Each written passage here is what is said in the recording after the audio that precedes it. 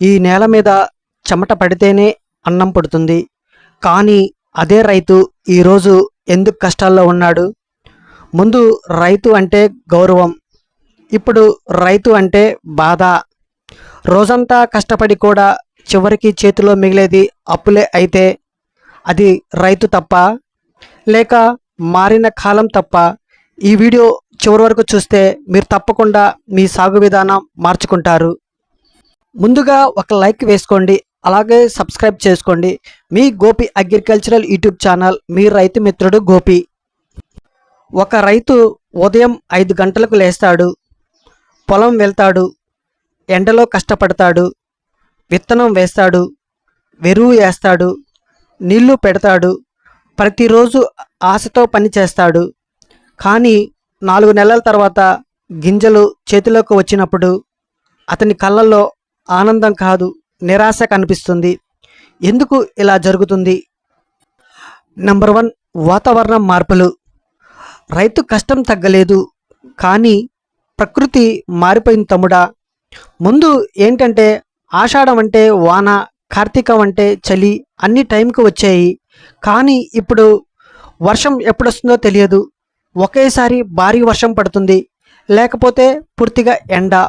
ఒక రైతు విత్తనం వేసిన తర్వాత ఆశతో ఆకాశం వైపు చూస్తాడు, కానీ వర్షం ఆలస్యమైతే మొక్క మొలకే రావడం లేదు. మరొకసారి ఊహించండి, పంట బాగానే పండుతుంది, ఒక్క రాత్రిలో భారీ వర్షం, మొత్తం పంట నేల కొరిగింది. రైతు కష్టం 4 నెలలు, నష్టం 4 గంటల్లో. ఇది రైతు తప్ప కాదు, ఇది కాలం మార్పు. నెంబర్ 2, నేల బలం తగ్గటం, సాయిల్ హెల్త్. మన తాతలు చెప్పేవారు, నేల బలంగా ఉంటేనే పంట బలంగా ఉంటుంది అని. ముందు రోజుల్లో పశువుల ఎరువు, జైవ పదార్థాలు, పచ్చి ఎరువు ఇవి నేలను బలంగా ఉంచేవి. ఇప్పుడు మనం ఏం చేస్తున్నాం? యూరియా ఎక్కువ, డిఏపి ఎక్కువ, కెమికల్స్ మీదే ఆధారం. ఫలితం ఏమిటి? నేలలో జీవం తగ్గిపోతుంది, గడ్డి కూడా సరిగా మొలవదు, నీరు పట్టుకోదు. ఒక రైతు ఎరువు పెడుతున్నాడు, కానీ మొక్కకు అది అందడం లేదు. ఎందుకంటే నేల బలం లేదు. నేల బాగోలేకపోతే ఎంత ఎరువు వేసినా ఉపయోగం లేదు తమ్ముడా. ఫలితం ఖర్చు పెరుగుతుంది, దిగుబడి తగ్గుతుంది. 1 ఎకరానికి ఎంత అవసరమో అంతే వేయాలి. బ్యాలెన్స్ అనేది చాలా ముఖ్యం.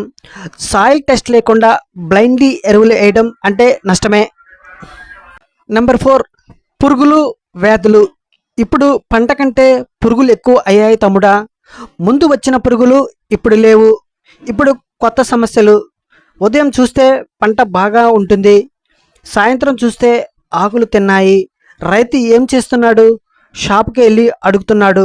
షాపు వాళ్ళు ఒక మందు ఇస్తారు, కానీ అది సరైనదా, టైం సరైనదా తెలియదు. ఒకసారి పని చేయకపోతే 2 సార్లు డోస్ పెంచుతాడు. ఫలితం పురుగు రెసిస్టెన్స్ పెరుగుతుంది, డబ్బు పోతుంది, పంట నష్టం పోతుంది.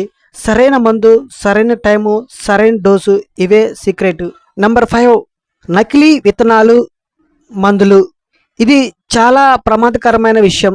రైతు డబ్బు పెట్టి విత్తనం కొనుగోలు చేస్తున్నాడు, కానీ అది నిజమైనదా ఎవరికి తెలియదు. మొలక రావడం లేదు, వచ్చిన యూనిఫామ్ లేదు, పంట బలహీనంగా ఉంటుంది. అలాగే మందులు కూడా అసలు పని చెయ్యవు. బ్రాండ్ పేరు ఒకటి, లోపల ఇంకొకటి. రైతు ఏమనుకుంటాడు? నేనే తప్పు చేశాను అని. కానీ అసలు తప్పు నకిలీ ప్రోడక్ట్లో ఉంది. నెంబర్ 6, నీటి సమస్య. నీరు ఉంటే పంట ఉంది, కానీ నీరు కూడా సరిగా లేకపోతే సమస్యే. ఎక్కువ నీరు పెడితే రూట్ ర్యాట్, మొక్క కుళ్ళిపోతుంది. తక్కువ నీరు పెడితే మొక్క డ్రై, గింజలు రావు. ఇప్పుడు బోర్లు ఎండిపోతున్నాయి, కాలువలు సరిగ్గా రావడం లేదు. రైతు ఏం చేయాలి? నీటిని మేనేజ్ చేయాలి, ఎంత కావాలో అంతే అనే పద్ధతి నేర్చుకోవాలి. Number 7, biggest reason. ఇదే అసలు కారణం తమ్ముడా. కాలం మారిపోయింది, కొత్త విత్తనాలు, కొత్త టెక్నాలజీ, కొత్త పద్ధతులు. కానీ మనం ఇంకా పాత పద్ధతి, పాత టైమింగ్, పాత ఆలోచన. ఇదే పెద్ద సమస్య. ఒక రైతు 10 ఏళ్ల క్రితం చేసిన పద్ధతి ఇప్పుడు పనిచేయదు. మారితేనే బ్రతుకుతాం, లేదంటే నష్టమే. లాస్ట్ వన్ వచ్చేసి సమాచార లోపం. కొత్త టెక్నాలజీ, కొత్త పద్ధతులు అందరికీ సరిగ్గా చేరడం లేదు. అందుకే పాత పద్ధతుల్లోనే సాగు చేస్తున్నారు. ఇప్పుడు సొల్యూషన్ చూద్దాం. ఇప్పుడు రైతు ఏం చేయాలి? 5 గోల్డెన్ రూల్స్. ఫస్ట్ వన్, నేల టెస్ట్ చేయించాలి.